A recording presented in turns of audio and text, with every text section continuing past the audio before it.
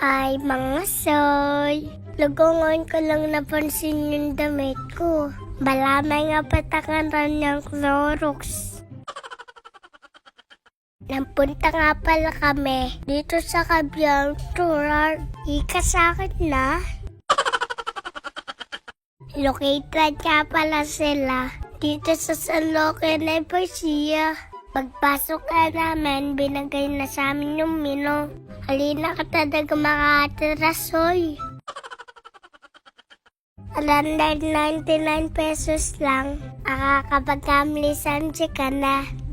Sarbit nga pala dito. Malamit ka naman pesta, soy. Kahit damihan mo pa pwede. Bawal mo pinmastaron. Ito nga pala yung mga meat nila.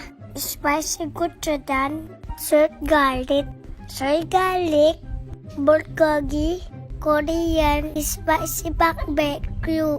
Meron nga din sila mga side dish. Hindi na nga namin nabidyoan yung iba. Dahil gutom na nga kami. Ito na muna yung kinuha namin. Meron nga din silang kanin dito at saka free soup. Oy, ninay, masakit, soy. Kunyari mo, pambiyasa tayo man chopstick. Pero ito ko niyan, nagagamatan ko mo.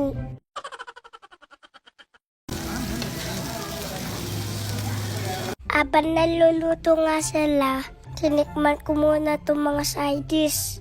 Una ko nga kinain, itong Petito Marble. Ito naman susunod yung titikman, ay dugo na prank ako. Kapag lalangutan mo na, ikaw rin napaparas. Nang bukas nga pala ito na samsiyan na to, noong June 16. Open nga pala sila or 1 p.m. to 10 p.m. Ang gaganda nga ng staff nila dito. Este mababait pala.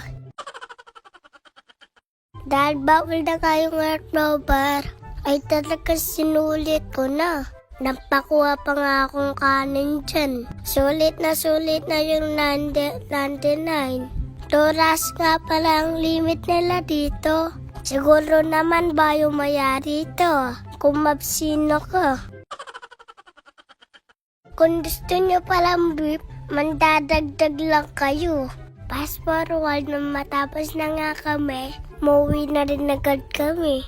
Lugay ko may bengi. Pagka-uwi naman, i-unbox ko na tong cellphone na niutang ko.